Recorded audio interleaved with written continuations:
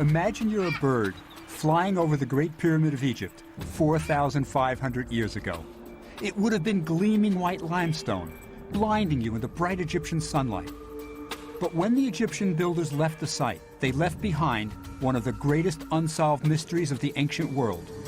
How did they raise huge stone blocks to the very top of a 480-foot pyramid?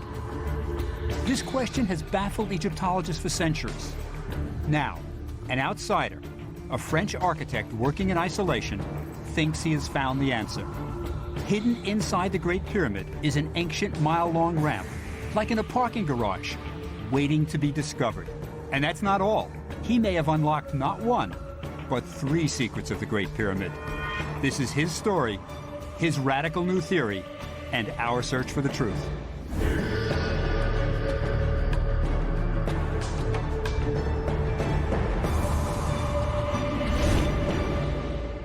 I'm Bob Breyer. I'm an Egyptologist at Long Island University, and I've spent half my life crawling into pyramids and tombs, and I never get tired of it. It seems as if the public shares my interests. Every year, I receive dozens of letters and emails from reincarnated pharaohs, 6th graders who want to mummify their recently deceased pets, and prospective tourists wanting to know if they can drink the water. You can't. One email was different. It was intriguing. Jean-Pierre Houdin had a radical new theory about the greatest construction project of all time.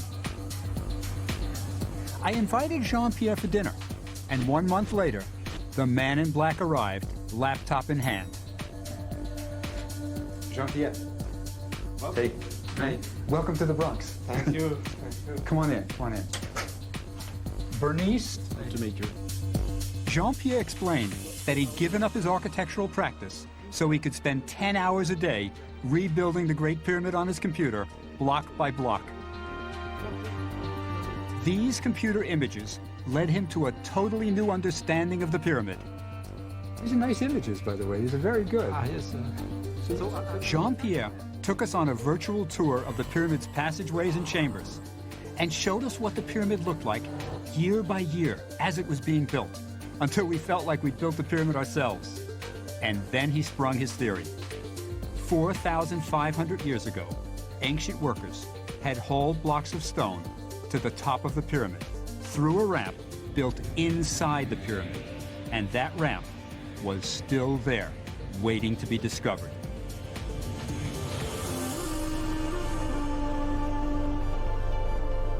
If he's right, it's the greatest discovery since Tutankhamun. Jean-Pierre's idea was fascinating, but I wasn't convinced. How could all the pyramid experts have missed something so big and so important as an internal ramp?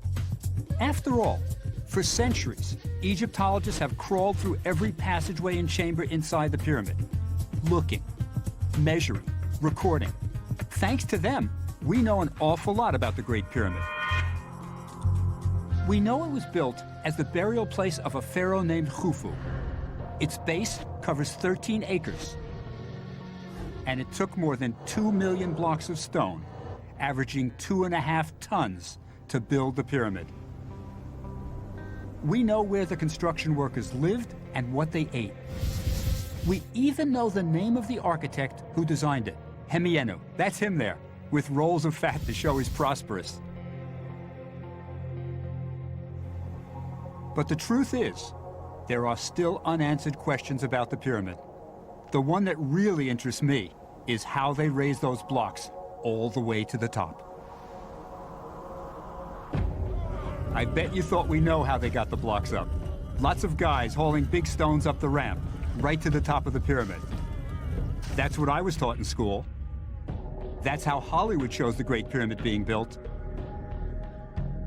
The big ramp theory is a popular idea of how the pyramid was built. But let's take a careful look at it. Where are you going to put such a huge ramp? The pyramid was built on a plateau. There's a steep drop on the north side, so you can't put a ramp there. On the east and west sides, as they were building the pyramid, they started building cemeteries for the courtiers and members of the royal family. So you couldn't put your ramp there either. The only side left is the south side. But is it possible to build a ramp with a gentle 7% slope all the way to the top of the pyramid? One of the theories that we've always talked about is the single ramp theory. And while this sounds good and practical, the fact is it's not practical, because that ramp would have to be enormous, and the amount of material and labor that would have to go into the making of that ramp would simply not be practical. Let me show you just how impractical the single ramp theory is. We're about half a mile out now. From here, you could just about build a ramp to maybe a third of the way up the pyramid. It would be big, but you could do it. But imagine if you wanted to keep a gentle sloping ramp all the way to the top. You'd have to go a mile out, and that's where you'd run into big problems.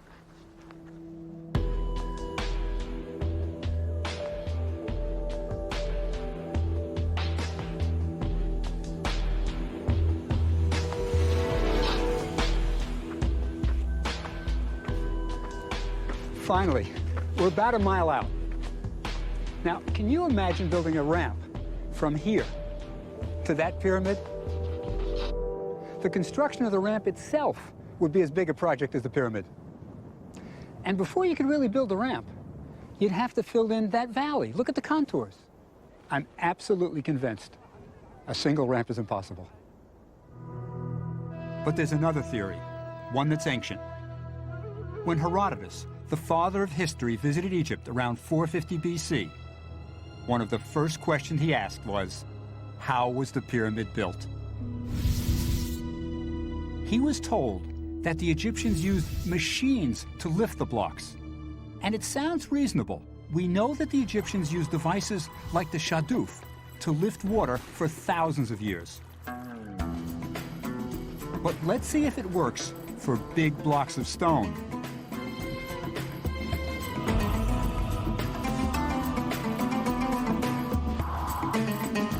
I can't imagine putting a crane up here. Come a little higher, and I'll show you what I mean.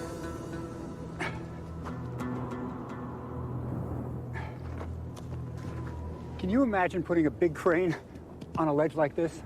And remember, they're moving 2-ton blocks. It's just not possible. These things were big, and they'd have to have a wide base. There's no way that you could do it. Let me give you another statistic. For the entire period of the construction of this pyramid, 1 block was put in place every 3 minutes. You'd need hundreds of cranes on every ledge, and that's just not possible.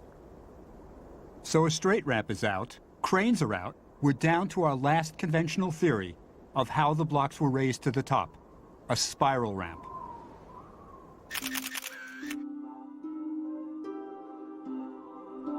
Years ago, museums had models like this one, showing the blocks moving up to the top on a spiral ramp, coiling up around the pyramid, like a road corkscrewing up a mountain.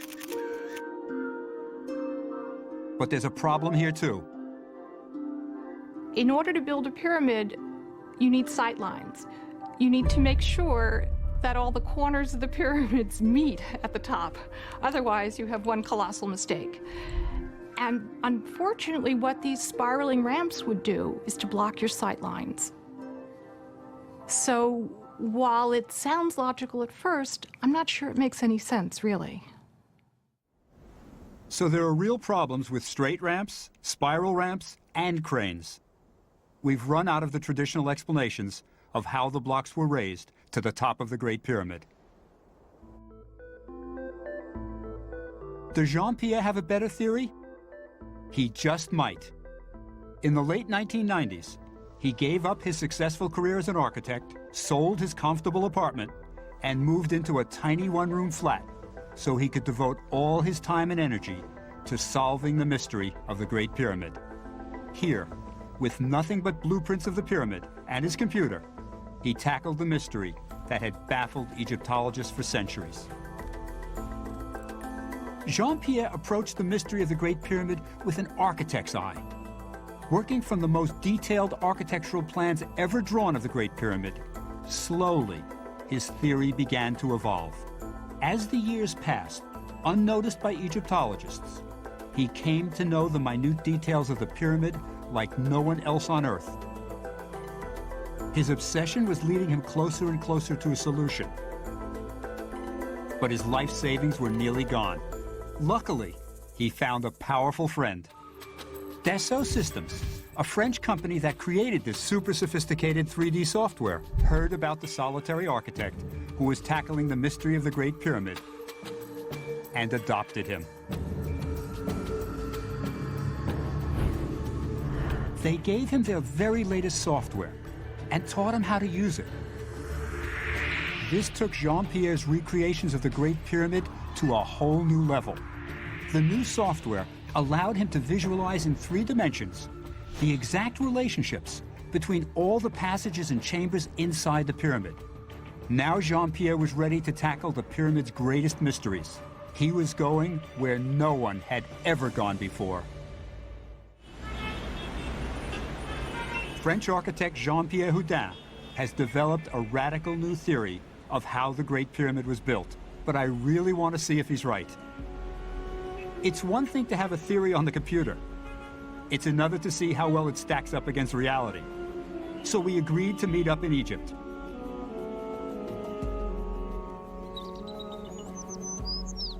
Our investigation begins at one of my favorite spots. Tourists don't go there, so we'll have it all to ourselves. You know, it looks, to people who don't know, it looks a little bit like a small pyramid. Yes. But it's a temple. The temple is, Yeah. what's the difference between a temple? This temple was built just 100 years after the Great Pyramid. A German excavator named Borchardt excavated here a century ago. On his architectural plan, he indicated an internal ramp. I want to see what Jean-Pierre thinks. Nous sommes ici. Sure enough, Que penses-tu? soon we were walking up a gentle incline that once could have been a ramp. But was it internal? Was it once covered? Le premier turn, c'est ici, right? The first turn Yes, for the internal ramp is here. it's definitely a quarter turn. And they come up through here, right? Yes. Okay. Now, let's look at the diagram. Now, can you show me the point where we are standing right now? We are standing right here now. Uh-huh. So we came up the ramp here, Yes. and we made the turn here, Yes. right? And this is the internal ramp going all the way up to here. Yes, and you Okay. can see the slope, Right. 7%. So you're sure it's an internal ramp? Oh, I'm sure. Hey, you have the diagram? But it looks right. It looks right. Great. The priest would walk up here. This Yeah. is easy. Ah oui, t'as- That's the entrance we came in, right? And the ramp begins here.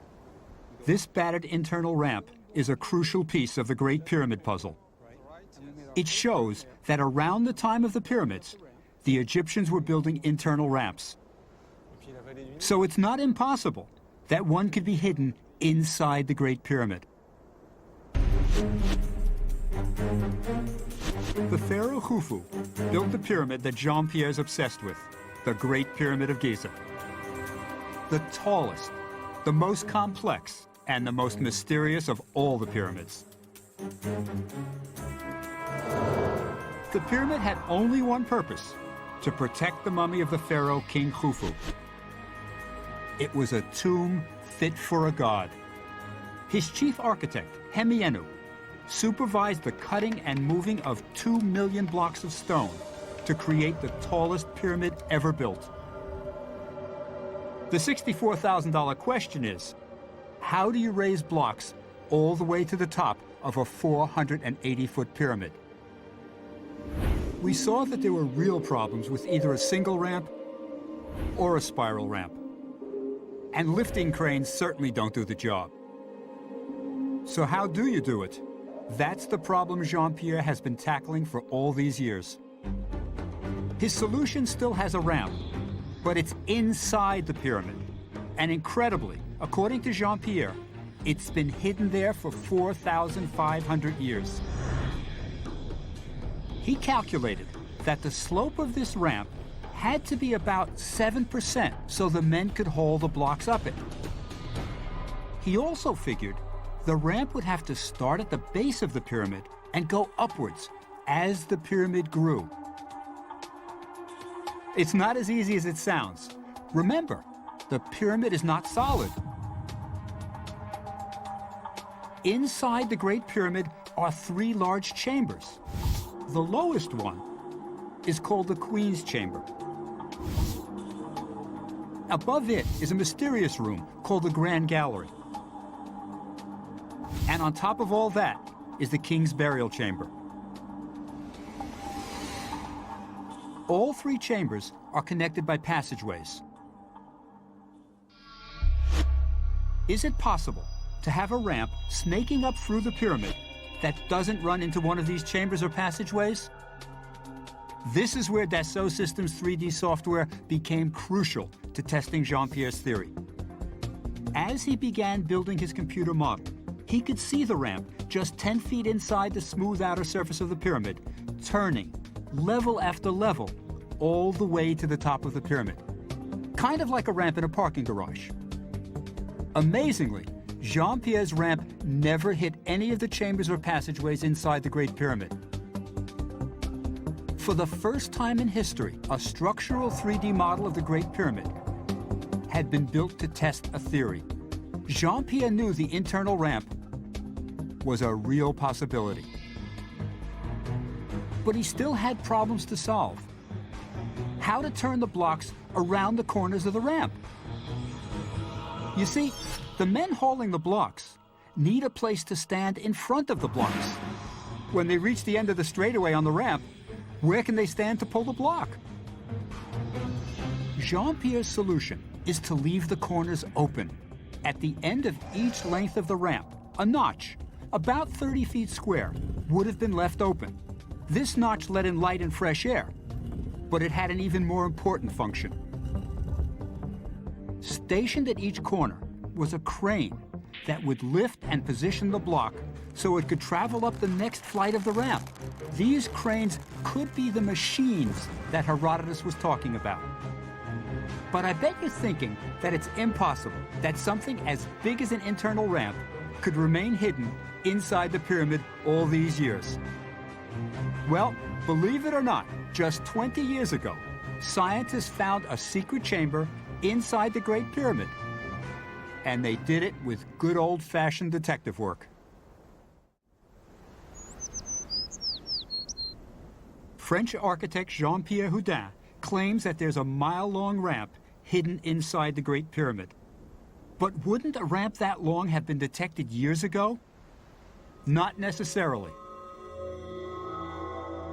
In 1986, a French team, using microgravimetrics, began looking for undiscovered chambers inside the Great Pyramid. Let me show you how they discovered a hidden room. We're inside the Queen's Chamber in the Great Pyramid. Now, I want to show you how the blocks are placed. It's 2 blocks on top of 1. The edges form an inverted T. I think there's a clearer one over here. Let me show you. Yeah, here it is. Look, 2 on top of 1, and there's your upside-down letter T. Now, this is the way the blocks are placed throughout the pyramid. It's for stability. It's the same way a modern wall is built. Every place you go in the Great Pyramid, you will see blocks stacked just like this, except one place.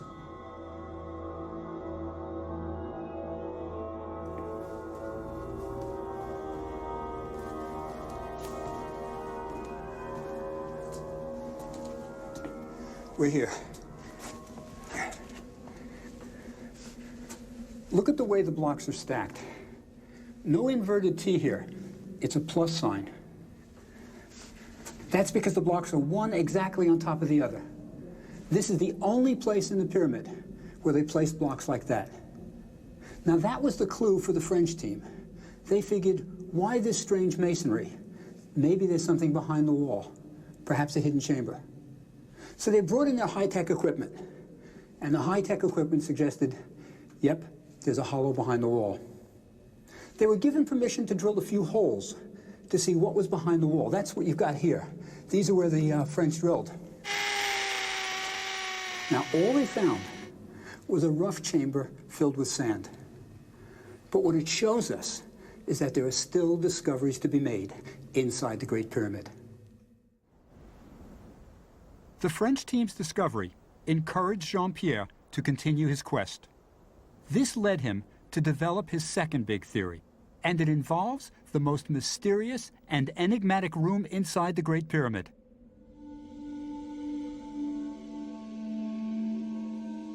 The Grand Gallery has puzzled people ever since it was discovered. It doesn't make any sense as a room. It's narrow, only 7 feet wide, but it soars to a height of 28 feet and is 155 feet long, ending just before the king's burial chamber. What use is a room so narrow and tall? And why are there those stone benches with slots in them running along the sides? For years, experts have argued over why the Grand Gallery was built. Was it purely ceremonial, or did it have a practical use? This is where Jean-Pierre's years of obsessive study in his tiny Paris room may have paid off. As he analyzed the minute details of the Grand Gallery, he hit upon the solution to another major pyramid mystery, the function of this strange room. To understand Jean-Pierre's second theory, we must remember that the Grand Gallery leads to the king's burial chamber. But Jean-Pierre believes the Grand Gallery had a far more important function than just connecting two rooms. The burial chamber is unlike anything else that had ever been built in Egypt, and that says a lot. It would have amazed an ancient Egyptian. It has a flat ceiling, the first inside a pyramid. But how could a flat ceiling support the weight of the pyramid above? Hemienu, the pharaoh's architect, used the strongest material known to the ancient Egyptians, granite. But he was worried that even granite couldn't support the hundreds of thousands of tons that would be piled above.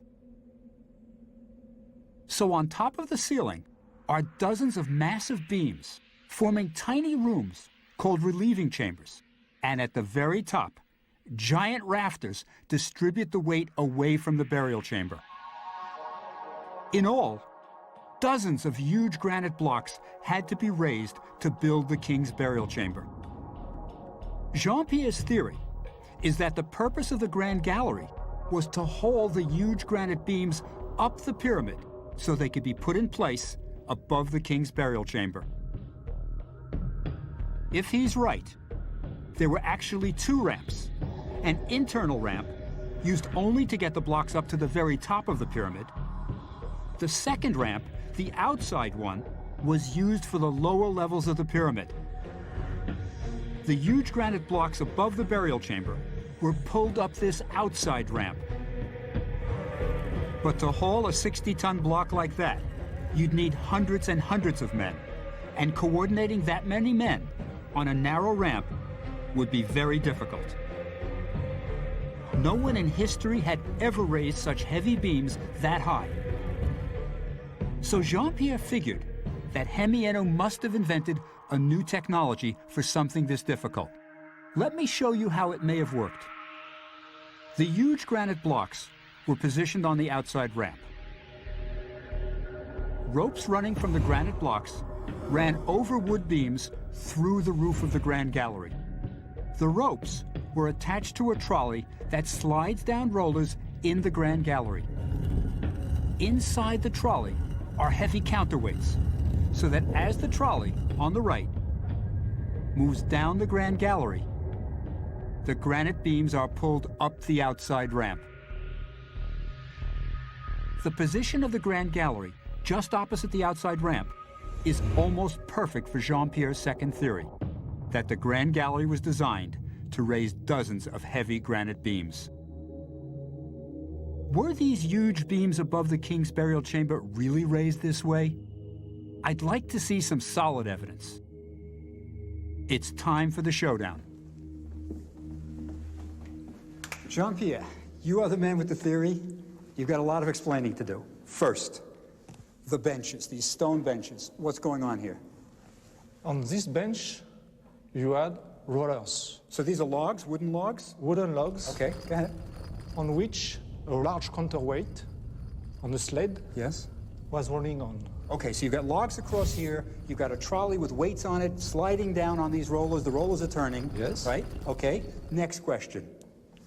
These slots, You got 28 of them. Yes. What's the purpose? In these slots, you had wooden beams Yes. engaged. Okay. What are they doing? It was to keep the rollers on line, So the logs don't go wild, twist and turn. They stay in alignment. to stay on line. Okay. Yes. All right. So the benches are for the rollers that the trolleys go on. These have wooden beams in them that keep the rollers in line, right? So far? So far. Okay. We've got some more questions. Come along. Okay.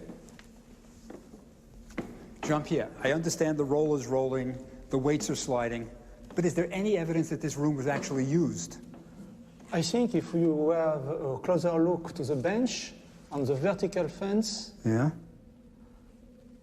we will find some grease, some scratch. Oh, it's the thing that looks like a racing stripe on a car, right? Yes, It's a brown stripe going down. That's grease, you think? It's all along the bench. Yes, yes, yes. It's the same mark. Okay, and Brown one. and there are the scratches, right? You put your nail in the scratch. Yes. You can follow the scratch. So the trolley, when it goes up and down, they had to lubricate it. They put grease, and then by going up and down, it scratches? Sometimes the trolley was Shaking a bit? Shaking a bit. Uh-huh. Just a small Yep. stone and scratch. No, pretty good. It looks like it was used. Bob, I have one more detail for you. Look, this groove Yes. running, Yeah, yeah, yeah. All the, the way, yeah. always the gallery. What's it for? It was to keep the trolley on line. You have a wooden beam inserted inside this groove. You know, I've been here 50 times. I've never seen that. That's cool. So you got this beam running all the whole gallery, and it's sort of like stabilizing the trolley as it goes up and down? To keep the trolley like that. That is really good. Jean-Pierre had one final surprise for me. It was his last piece of evidence for his Grand Gallery theory. At the very top of the Grand Gallery, a large pink granite block had been repaired. See the cream color? That's the repair. Look at this 1910 photo of the block before the repair. There's a groove in the middle of the block. That's where Jean-Pierre believes the ropes for the counterweight system ran. While the Grand Gallery was operating, the roof was open, so the ropes could run out through the top. That's why the Grand Gallery is so high. Imagine the Grand Gallery in action. It must have been a hive of activity. Counterweights being placed in the trolley, ropes straining around huge cedar beams, rollers frantically spinning while the trolley slides down on top of them. And on the outside ramp, a sled with a huge granite block on it moves upward. Well, what do you think? Is Jean-Pierre right? Was this amazing room built just to haul granite beams up an outside ramp? Seems incredible. But the theory has a lot going for it. Look, he's explained the benches, the slots in the benches. He's got the greased racing stripe with those scratches in it. He's got the grooves in the wall. He even explained the block. Remember the repaired block? His theory explains more than any other theory we've got. But I'm still not convinced. There's one thing bothers me. According to his theory, you would have ropes this thick going around huge cedar logs, hauling beams up and down. And that's a lot of friction. Can you overcome that much friction? Maybe oil would do it. I don't know. But it bothers me. But I'll tell you one thing. Jean-Pierre's theory is the best we've got. If Jean-Pierre's right, he may have solved two mysteries. The first was how the ancient Egyptians raised 2.5-ton blocks to the top of the pyramid. That's his internal ramp theory. The second mystery is the function of the Grand Gallery, and that's to lift huge granite beams. But he wasn't done yet. As he worked on these two mysteries, he hit upon a third. Was the Great Pyramid in danger of collapsing as it was being built? The Great Pyramid is the only one of the 7 wonders of the ancient world still standing. But did it narrowly escape collapse during construction? This is the last of the 3 mysteries that French architect Jean-Pierre Houdin is attempting to solve. Cracks in the huge ceiling beams in the king's burial chamber suggest that there were real problems. The authorities are still checking these cracks, You see the white strips of plaster? They're called telltales. If the crack gets wider, the plaster strip breaks. Egyptologists have wondered for years when these beams actually cracked. Was it during construction? Or maybe centuries later, as the result of an earthquake? By now, Jean-Pierre was no longer working alone. With a team at Dassault Systems, they created a huge 3D database of the Great Pyramid and were determined to use it to find out when the burial chamber cracked. First, they entered the pyramid data into the computer. Dimensions of the burial chamber, the structural strength of granite, the loads above the chamber. Jean-Pierre thought he had found the cause of the cracks. The huge rafters on top of the last relieving chamber had slipped. Just a tiny bit, about an inch. But when they entered this into the computer, they were puzzled. The test showed stress on the beams. You see those green areas? But the beams didn't crack. They had to be missing some crucial element. Jean-Pierre went back to his map of the burial chamber. There was one detail they hadn't entered. The burial chamber's south wall had settled and was 1 inch lower than the north wall. But was this enough to crack the beams? The team added this detail to the computer model and began completing their pyramid layer by layer. When the pyramid reached a height of 375 feet, the model shows the beams cracking. See the red areas? In exactly the same place as the real cracks. So the beams cracked while the pyramid was being built.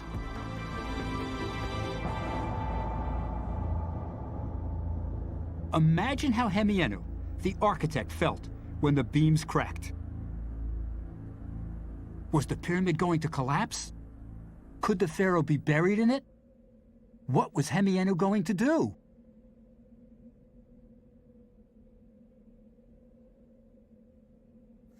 Hemienu had one of his stonemasons cut this little tunnel here through the limestone to get to the relieving chamber to assess the damage.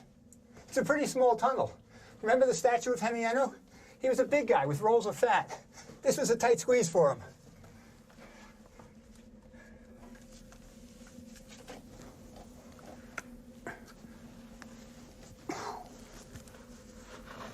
It's a tight squeeze.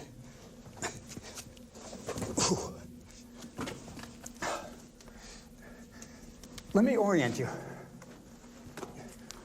I'm crawling on top of the ceiling beams of the king's chamber. Hemienu came in here because he wanted to see just what the damage was. I think he was probably pretty happy with what he saw. You know, there's no disaster here. The beams are holding. He's pretty good. But this crack is what he was worried about. If it got any bigger, he was in real trouble. So he did a clever thing. He took a little bit of plaster, forced it into the crack, and then continued building the pyramid. If the plaster held, he'd be okay. And the plaster did hold, so he completed the pyramid. Jean-Pierre has presented 3 new theories about the Great Pyramid. He has suggested that the Great Pyramid cracked while it was being built, and presented evidence for that. Another of his theories argues that the Grand Gallery was used as a counterweight system, designed to raise huge granite beams, and for that too he has presented evidence. But his third, and most important theory, the internal ramp, is still just theory. According to Jean-Pierre, the massive outside ramp was used only until the pyramid reached a height of about 200 feet.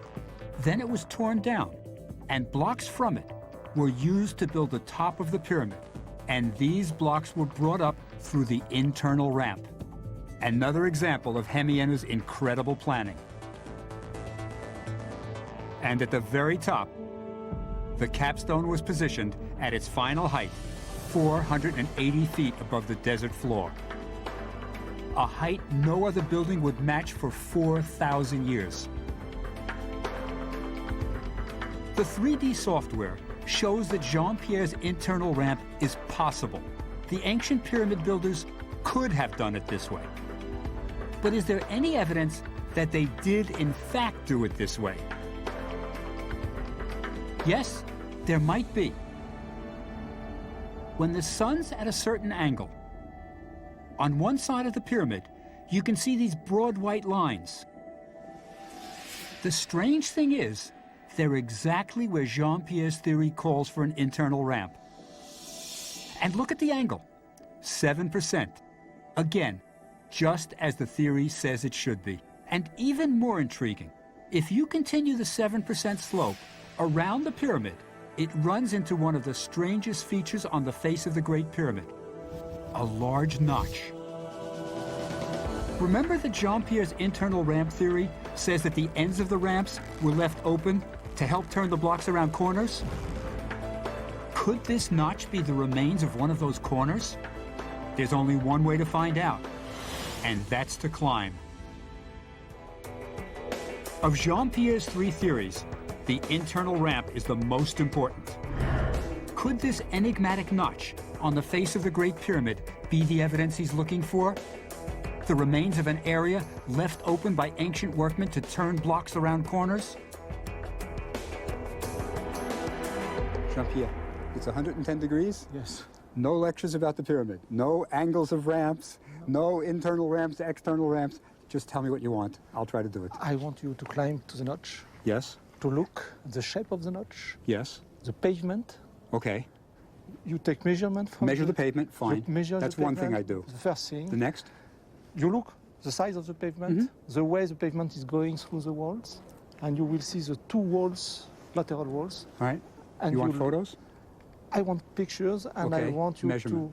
to look at the alignment of these walls. Okay, so I'm going to look for the hole. I'm going to look at the pavement. I will measure the pavement. Yes, I will take plenty of pictures so when I get down, you can figure it out. yes, and come back safe. It's a deal. Okay. Okay. Take care.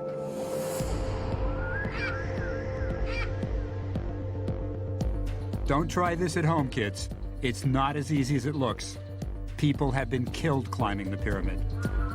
We've got special permission, and with me is a cameraman who's an experienced climber.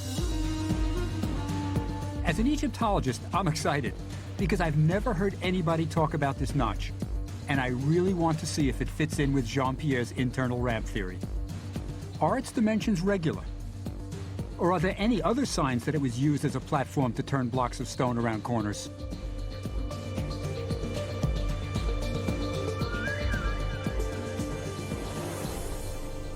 This is it. The notch. Whew. It certainly looks interesting, this notch here. He said something about the pavement. I'll get the pavement too, but I think I better go all the way around. Make sure I get everything. He wanted a picture of the pavement. It looks pretty rough. I think he was hoping for very smooth pavement. 15 feet, 10 inches, okay. Come back, tape measure. Almost 13 feet. Okay, so we got 15, change 13. I don't see much evidence for Jean-Pierre's notch theory. The floor's not very smooth, and the measurements of the notch aren't at all regular. But there is something interesting. What's this hole? Whoa, it's dark. Oh, it's pretty big. It's interesting, there's a little tunnel in there. Let me see if I feel any air coming out. No, it's not like a breeze or anything like that, so I don't know how far it goes. It's not exactly an internal ramp, but it's a big space. I think Jean-Pierre will be interested. I really don't know what it's for. Maybe it's just an accident to construction, maybe it's not. He's gonna want the ceiling. I know he always likes ceilings. He will take the ceiling. I'm surprised I've never heard any Egyptologists talk about this room. It's clearly ancient. What's it doing this high up in the pyramid? Why is it here? Oh. Here we come. I think Jean-Pierre is going to be puzzled. The notch remains a bit of a mystery. It's not a clear cut. Yes, it's not a clear cut. No. We'll let Jean-Pierre figure out what it is from the photos, from the measurements, and it's time to go down. We go. It certainly isn't the smoking gun that Jean-Pierre hoped for. As far as I can see, it's not a regular surface, and there are no obvious indications that it was used to help blocks turn corners. But still, the notch is interesting. And doesn't it strike you as curious that right behind the notch is a small ancient room? Could this have some bearing on Jean-Pierre's theory? I really don't know. So how strong is all this evidence? The ruined temple at Abu Ghura shows that the Egyptians built internal ramps. We know they had the know-how to build a ramp inside something as large as the Great Pyramid. The lines on the pyramid are intriguing, but not really the proof we need. The notch and the ancient room behind it are pretty interesting, but still not conclusive proof. I think we all agree, the evidence so far doesn't prove the theory. But like any good detective story, we've been saving the best for last. Remember the French team that were surveying the pyramid using a technique called microgravimetrics? It lets you know where low gravity areas are. Low gravity means low density. And if you have really low density, it means you've got an empty space, maybe a hidden room. If Jean-Pierre is right about the internal ramp, the French team should have detected it in their 1980s high-tech survey. In the French team's published report, there is no diagram of an internal ramp. It looks like Jean-Pierre is wrong. Surely a study this sophisticated would have found evidence of something as large as an internal ramp. But 15 years after the study, Jean-Pierre was asked to meet a member of the French team who said he had some very good news for him. Dr. Bouy had heard about Jean-Pierre's theory and wanted to show him something.